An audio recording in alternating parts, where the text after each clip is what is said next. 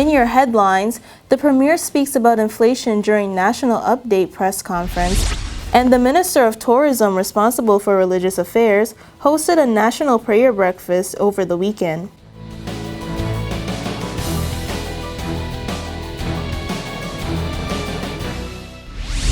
Hello Turks and Caicos, welcome to PTV News Watch. Thanks for tuning in on this Tuesday, July 19th, 2022. I'm Khalees Williams with today's newscast. The real news starts now.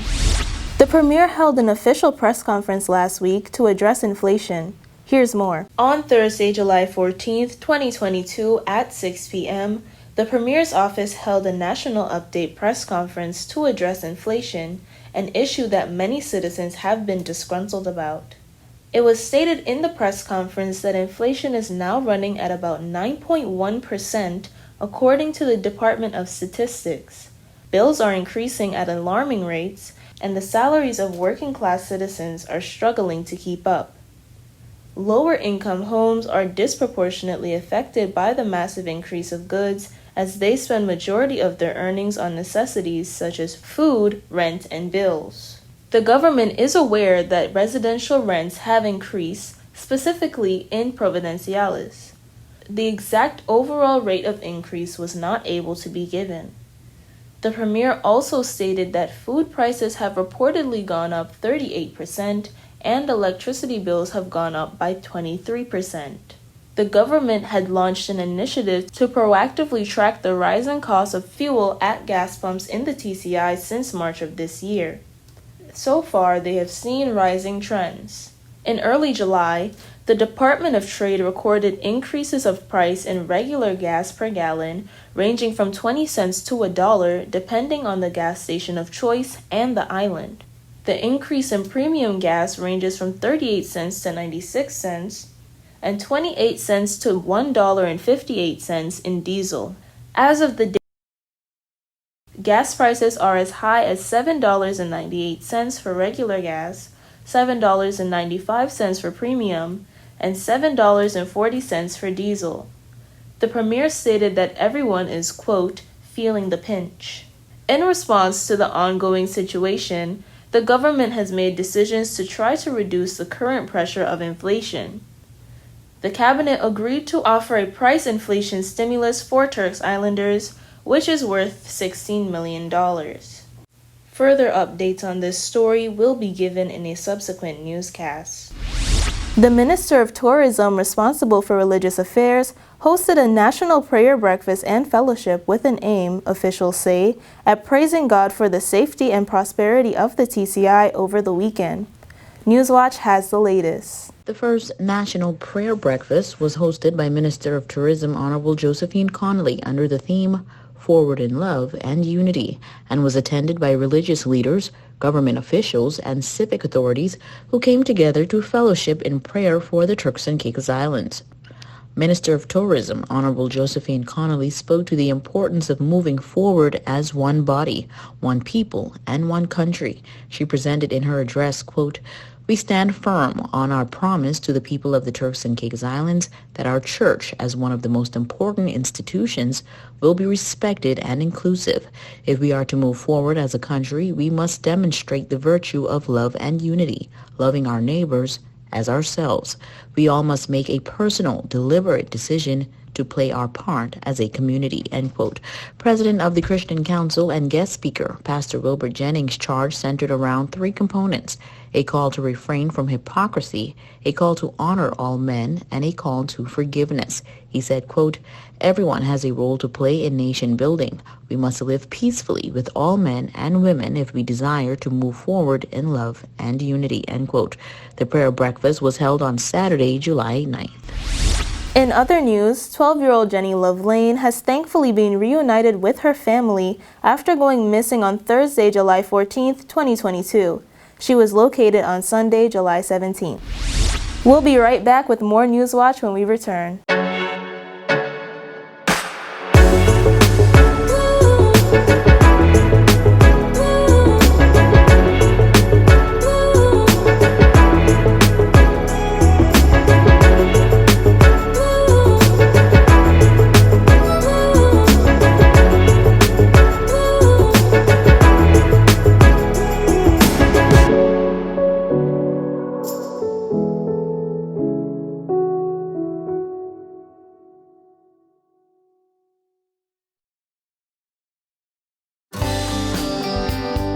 This is a reminder that all PTV service accounts are due on the first day of each month. Accounts should be brought up to date by the 28th of the month to avoid disruption in service. Payments may be made on our office at Stubbs Diamond Plaza, Providenciales, Mides Plaza, North Caicos, and Airport Road in South Caicos. Payments may also be made online using Scotiabank, CIBC First Caribbean Bank, and Royal Bank of Canada. Please allow 3 business days for online payments to be processed. We thank you for your cooperation.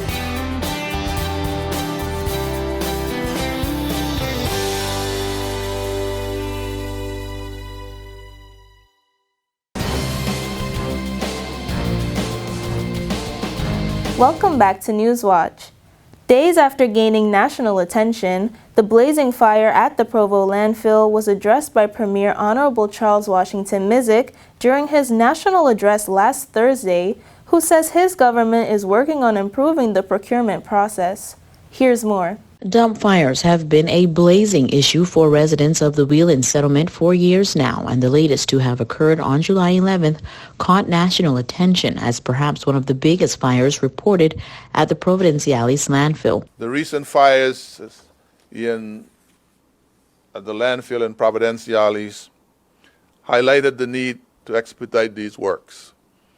It is important to set up a proper system for effective and efficient method of managing the disposal of waste, and to do it right the first time to at least endure a cleaner environment and cleaner water bodies in the Turks and Caicos. Officials of the Environmental Health Department suspect that the fire may have been intentional after reporting another fire at a different location days after. Since then, the Provo landfill has been closed to the general public until further notice. The Premier says one issue being faced as it relates to improvements of the Provo landfill is the procurement process. And let me say that part of the issue that we do have is the slow rate of which procurement is made. And we are making significant steps now, working with the United Kingdom in updating the procurement ordinance. The Premier says this should ensure more flexibility in speeding up project delivery in the future. And we asked for your patience as the technical preliminaries are completed. We can assure you that a workable and sustainable solution will be found. Residents of Wheelan complain of the dump fires that contaminate the air, emitting dangerous fumes from the combustion of a wide range of materials contained within that landfill. Government has been working for years to combat the issue and say a resolve is near. The Environmental Health Department, as a part of its ongoing food safety awareness campaign, is providing safety tips to help consumers get a better understanding of food labels. Here's the latest. The Environmental Health Department, as part of its ongoing food safety awareness campaign, is providing safety tips to help consumers get a better understanding of food labeling dates, which gives a guide to how long food can be kept before it begins to deteriorate or may become unsafe to eat. Firstly, all packaged food should be clearly labeled with the appropriate durability indication. Best by, use by, sell by, and expires on are just some of the terms found on food packaging. The department would like to inform customers of what food date labels actually mean so that they can make safe choices and optimize the use and storage of their food. According to the department, best by, best before, best of used before, or best of used by relate to food quality, indicating when the product will have its best flavor or texture. Surpassing this date, food may still be safe to consume, but the quality would not be good. An example is bread. Past the date, it may be okay to eat, but may be dry and leathery. Used before or used by and expired on, these dates relate to safety. These are manufacturer recommended dates that tell consumers when the product should no longer be consumed. Food can be eaten or frozen then stored before or on these dates, but not after. These dates are usually found on perishable food such as meats, dairy, and ready-to-eat meals, which can be very unsafe to consume when past its date. Freeze by. This is the date you should freeze a product for it to maintain its top quality and should not be thawed unless it is to be used. Thawing, then refreezing a product changes its integrity and compromises its safety. Sell by. This label is directed toward the retailer to ensure proper turnover of inventory. This is the last date that the product should be displayed in the store. The most important labels to understand and look for are the best before and use by dates. So, here's some public advice for you. Always check the dates on your food items before purchase and consumption. Do not purchase or consume food with signs of spoilage, for instance, foul odor or discoloration. Always store food based on manufacturer's directions and do not purchase or consume poorly stored food goods. Always inspect food packaging for damage or possible contamination before purchase and consumption. The department is urging consumers to report any suspicious or outdated labeled food products that may be seen on display, or if they have any general inquiries regarding food safety, to please contact the EHD at 338-2142. That's 338-2142. Don't move just yet. Coming up next is your sports authority and weather forecast after this break. This is a reminder that all PTV service accounts are due on the first day of each month. Accounts should be brought up to date by the 28th of the month to avoid disruption in service. Payments may be made on our office at Stubbs Diamond Plaza, Providenciales, Mides Plaza, North Caicos, and Airport Road in South Caicos. Payments may also be made online using Scotiabank, CIBC First Caribbean Bank, and Royal Bank of Canada. Please allow 3 business days for online payments to be processed. We thank you for your cooperation.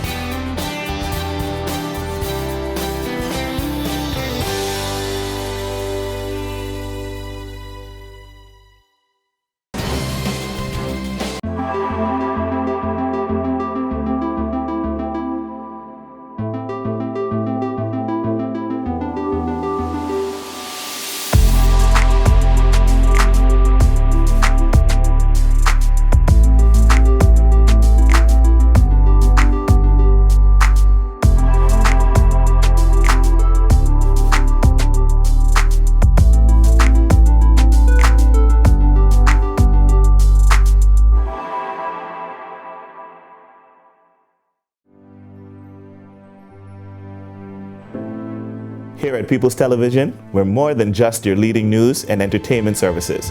We are spreading the gospel.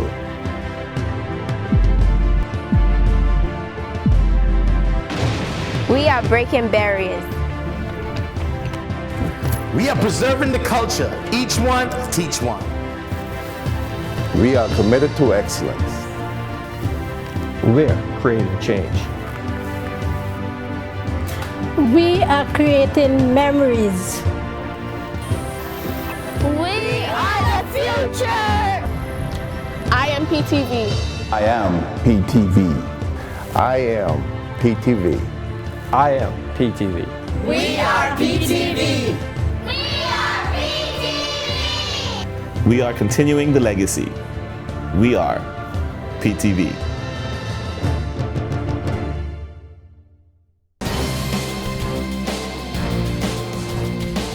Welcome back to Newswatch. Here's the latest in your sports authority and weather forecasts.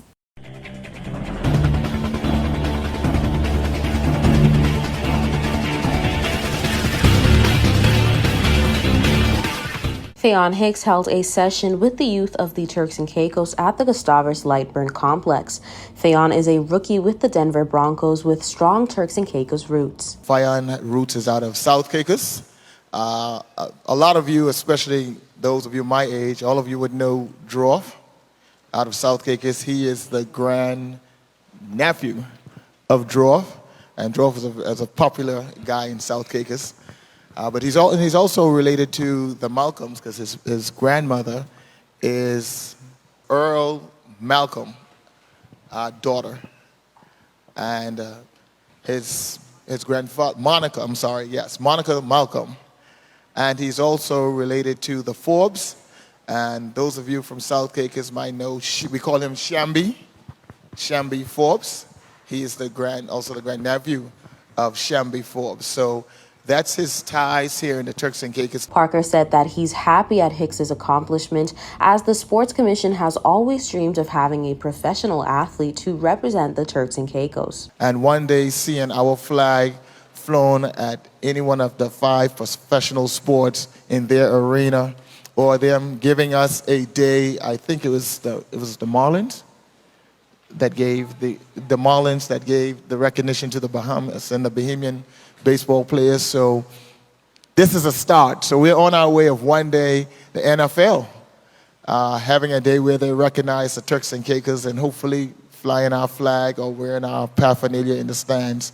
And hopefully, the Theon, that will be possible. Theon Hicks spoke later on, sharing his story on his journey to a pro. Just growing up, sports has always been an outlet for me.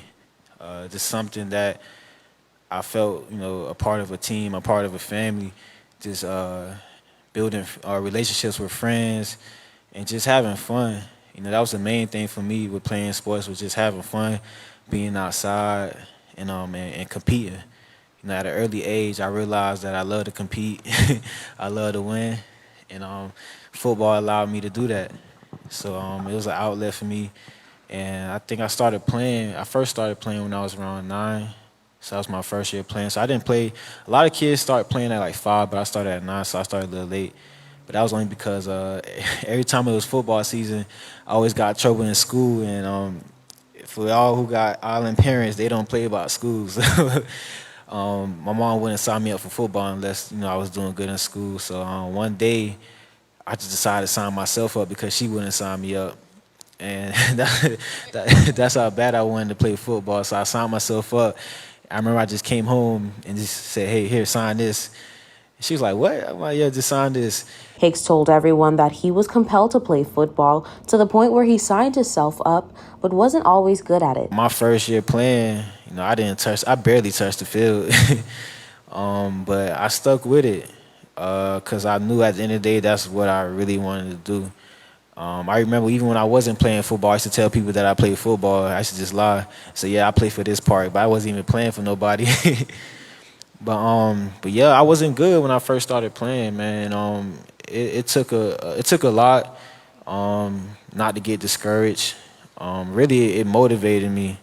I didn't lie to myself and tell myself that I was better than the other kids. It was a lot of kids that was a lot better than me. But like I said, it motivated me. I wanted to be just like those kids. And it's okay to be motivated by other kids and look up to other kids who you feel like you can learn from. That's the biggest step of bettering yourself as an athlete, is just getting rid of that ego. Never feel like you're bigger than the next person. You can always learn from the next person. You can always learn from your friends, and take the little things from your friends that you feel like they good at, and you can incorporate into your life. And I did that at an early age, and every year I just saw myself getting better. The Denver Bronco gave out loads of advice for the youth who were present, encouraging them to be team players and learn from others. A lot of you guys are at a prime moment in your careers. I think I mentioned this the other day, man. Like, take these memories with your friends right now and cherish them, because some of my best memories of playing sports was when I was you guys' age.